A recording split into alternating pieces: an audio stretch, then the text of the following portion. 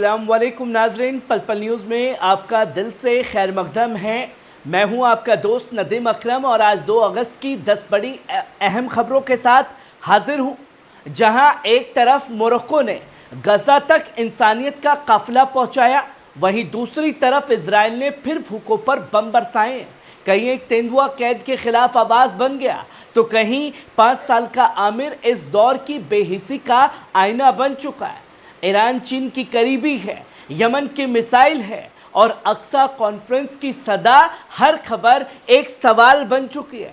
तो आइए नजर डालते हैं आज की 10 बड़ी खबरों पर सिर्फ और सिर्फ पल पल न्यूज़ के साथ। जहां शुरुआत करते हैं पहली बड़ी खबर से जो आप अपनी स्क्रीन पर इस वक्त देख रहे हैं। दोस्तों, गजा तक राहत पहुंचाने में मोरक्को की कामयाबी, 180 टन मदद पहुंची, दूध और दवाएं शामिल।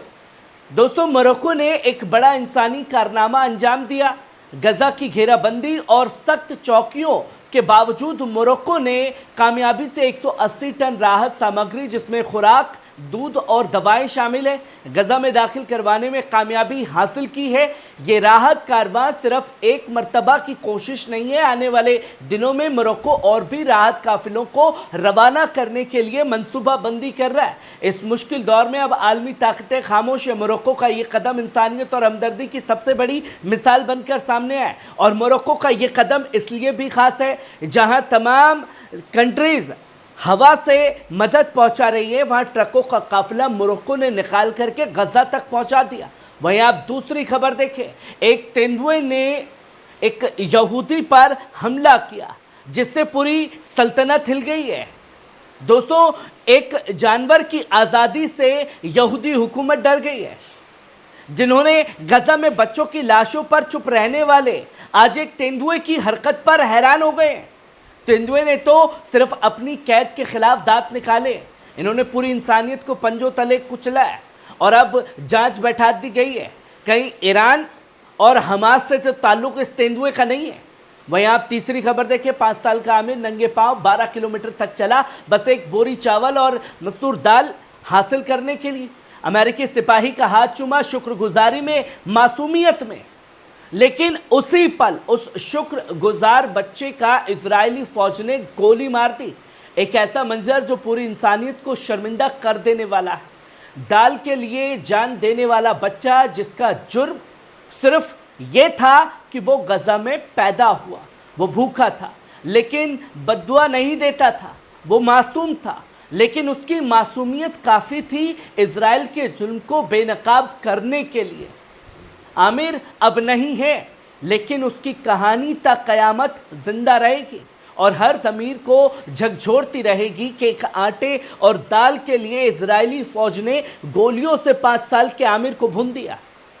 वहीं आप चौथी खबर देखें दोस्तों, एक रिपोर्ट के मुताबिक ईरान और चीन के दरमियान जदीद एयर डिफेंस सिस्टम और जंगी जहाज़ों की खरीद फरोख्त पर पेशरफ्ता बातचीत चल रही है।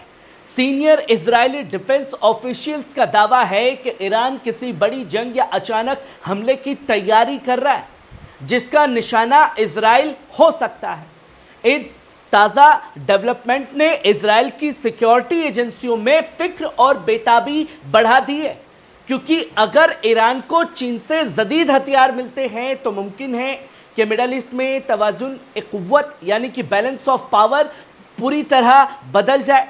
इजराइल ने अब अपने तमाम दिफाई अदारों को हाई अलर्ट पर डाल दिया है और एक बार फिर इलाकाई जंग का खतरा सर पर मंडरा रहा है। वहीं आप पांचवी खबर देखें, खान यूनुस बना जंग का नया मरकज। गजा में इजरायली घुसपैठ के खिलाफ फलस्तीनी रेजिस्टेंस लगातार जंगजू कार्रवाइयों को अंजाम दे रहे हैं। आज कसाम ब्रिगेड ने खान यूनुस के जुनूबी गरबी हिस्से में अल-यासीन इजरायली टैंकों के मुहाज पर 3 धमाके किए और दुश्मन की मौजूदगी वाले इलाकों पर रॉकेट और हावित्जर गोले दागे। उधर शहीद उमर अल कासिम ब्रिगेड ने ऐलान किया कि उन्होंने भी मिराज के मुहाज पर इजरायली बख्तरबंद गाड़ियों को होनहार तरीके से निशाना बनाया। इजरायली फौज अब खुद अपने नुकसान का एतराफ़ कर रही है। अरबाद गिद्दौन नामी फौजी ऑपरेशन की नाकामी पर जयूनी मीडिया कह रही है कि 13 लोग जो हैं सैन्य में बुरी तरीके से ढेर कर दिए गए। गजा एक बार फिर रेजिस्टेंस की मिसाल बन चुका है। जुल्म को जवाब मिल रहा है और मैदान जंग में और आवाजें भी बुलंद हो रही हैं। जहां हमास न डरा है न झुका है बल्कि मुकाबला कर रहा है। वहीं आप छठी खबर देखिए, यमन की मुस्लिह अफवाज ने एक बार फिर इजराइल को झंझोड़ कर रख दिया है। फौजी तर्जुमान ब्रिगेडियर यहिया सारी ने ऐलान किया कि यमनी मिसाइल कुव्वत ने एक खास सैन्य कार्रवाई अंजाम दी है, जिसमें याफा के कब्जा शुदा इलाके में वाक़े बिन गुरियन एयरपोर्ट पर फ़लस्तीन टू बैलिस्टिक मिसाइलें दागी गई। इस हमले के बाद 40 लाख से ज़्यादा यहूदी बंकरों और पनागाहों की तरफ भागे और एयरपोर्ट की तमाम परवाजें रद्द कर दी गई। यहिया सारी ने साफ तौर पर कहा कि कार्रवाई फ़लस्तीनी अवाम और मुजाहिदीन की निस्बत इज़हार हमदर्दी और नुसरत का पैगाम है। गजा पर भारी हमला बंद नहीं होता, नाकाबंदी ख़त्म नहीं की जाती। यमन का पैगाम साफ है, फ़लस्तीन बिल्कुल तन्हा नहीं है। वहीं आप 7वीं खबर देख सकते हैं, ट्रंप का ऐलान, अमेरिकी न्यूक्लियर पनडुब्बियां तैनात कर दी। अमेरिका के सदर डोनाल्ड ट्रंप ने एक बार फिर दुनिया को खतरनाक जंग के करीब लाकर खड़ा कर दिया है। ट्रंप ने ऐलान किया कि उन्होंने 2 न्यूक्लियर पनडुब्बियों को रूस के करीब मुनासिब इलाकों में तैनात करने का हुक्म दिया है। यह कार्रवाई रूस के साबिक सदर दिमित्री की धमकी के जवाब में की गई है। ट्रंप ने ट्रुथ सोशल पर लिखा, ये बेवकूफ़ाना और उकसाने वाली बातों को हम सिर्फ बयान नहीं समझते बल्कि इसकी तैयारी भी रखते हैं। मेडवेडेव ने हाल ही में दावा किया था कि रूस आज भी सोवियत दौर की मुकम्मल न्यूक्लियर सलाहियत रखता है। ट्रंप ने इस पर चेतावनी दी थी कि यह इलाका बेहद खतरनाक है, सोच समझकर बात करो। अब यह तनाज़ा सिर्फ लफ्ज़ों तक महदूद नहीं है, दुनिया एक और न्यूक्लियर टकराव के साए में खड़ी है। क्या इंसानियत इस जंग में अहम मकाम फिर से झोंकी जाएगी, जिसकी तस्वीरें लोगों के सामने। वहीं आप 8वीं खबर देखिए, 60 ममालिक शख्सियतें अलक्सा हिमायत में दाखिल हुई। दोस्तों, इराक के मुकद्दस शहर करबला में निदाए अक्सा कॉन्फ्रेंस का चौथा इजलास शुरू हुआ, जिसमें 60 देशों से 400 से ज़्यादा आलमी शख्सियतों ने शिरकत की। अल अतबा अल हुसैनिया के सेक्रेटरी जनरल हसन राशिद अल अबाइजी ने कॉन्फ्रेंस के आगाज़ में मुसलमानों से पुकार की, उम्मत इस्लामिया को चाहिए कि वो अल अक्सा की नुसरत करे और फ़लस्तीनी कौम की आज़ादी के लिए अमली कदम उठाए। उन्होंने गजा की भूख और कहत की दर्दनाक तस्वीरों पर कहा, यह वो मंजर है जो किसी ज़मीर वाले इंसान को चैन से जीने नहीं देता। गजा से डॉक्टर अब्दुल लतीफ़ अहद अलहाज ने तलब किया कि ये कॉन्फ्रेंस सिर्फ बयान नहीं बल्कि अमल और असर की मिसाल बनी है। कॉन्फ्रेंस में दुनिया भर की मजहबी शख्सियतों ने हिस्सा लिया।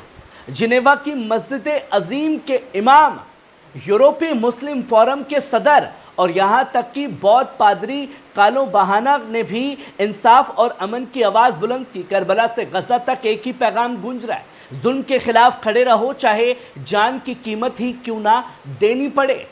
वहीं आप 9वीं खबर देखिए, रोटी मांगने वालों पर बरसी मौत। दोस्तों, गजा एक बार फिर लहूलुहान है। इजरायली फौज ने आज फिर से उन लोगों को निशाना बनाया जो महज एक थैली आटा चावल दाल की उम्मीद के लिए बाहर खड़े थे। सुबह से अब तक 42 अफराद शहीद हो चुके हैं, जिनमें 15 वो थे जो राहत की कतार में थे। उत्तरी गजा के जकीम मुहाज के करीब कम से कम 15 अफराद, जिनमें बच्चे और राहत मुहैया करने वाले 4 सिक्योरिटी अफराद भी शामिल हैं, वो शहीद हो गए। रफा में भी 2 राहत मराकज़ हमला उस वक्त हुआ जब अमेरिकी एलची स्टीव विटकॉफ विजिट खत्म होते ही इजरायली फौज ने आम तमाम लोगों पर फायरिंग शुरू कर दी। 8 अफराद वहीं शहीद हो गए। जैतून, शुजाइया और तुतफा इलाकों में भी की गई हवाई बमबारी, 15 शहीद, दर्जनों जख्मी। अब तक गजा में शहीदों की तादाद 60,332 और घायलों की 1,47,643 पहुंच चुकी है। रोटी अब सिर्फ भूख का नहीं, कब्र का दरवाज़ा बन चुकी है, जिसकी तस्वीरें सामने हैं। वहीं आप आखिरी और 10वीं खबर देखिए, इजरायली मीडिया ने एक नई हकीकत से पर्दा उठाया है। गजा पर जारी जंग की माशी लागत अब तक 300 अरब शेकल को पार कर चुकी है। इस पूरे मुल्क में की तर्जुमानी करने वाले अब एक आने वाली माली तबाही कह रहे हैं। ताजियाकार शाउल का कहना है कि वजारत मालिया में इस पर सख्त बहस चल रही है, क्योंकि सबसे बड़ा बोझ आ रहा है रिजर्व फौजियों की तैनाती, गोलीबारी, ईंधन, तमाम ऑपरेशनल खर्चों पर। उन्होंने कहा कि आने वाले 10 साल तक इस जंग की लागत इजराइल की माशी हालत पर भारी असर डालेगी, क्योंकि अरबों डॉलर के नए हथियार खरीदे जा रहे हैं और अगर इजराइल ने गजा पर मुकम्मल कब्जा किया तो उसे न सिर्फ जंग बल्कि वहां की आवाम की जिंदगी, तालीम, पानी, सफाई और तमाम बुनियादी ढांचे जरूरतों की जवाबदेही उठानी पड़ेगी। यानी जुल्म की कीमत अब सिर्फ लहू से नहीं, खजाने से भी अदा हो रही है और खामियाजा भुगतना पड़ रहा है इसका इजराइल को भी। अब ये मैं नहीं, खुद इजरायली मीडिया चीख चीख करके कह रहा है। कैसी लगी खबर? कमेंट बॉक्स में आकर के अपनी राय जरूर दीजिएगा। शुक्रिया।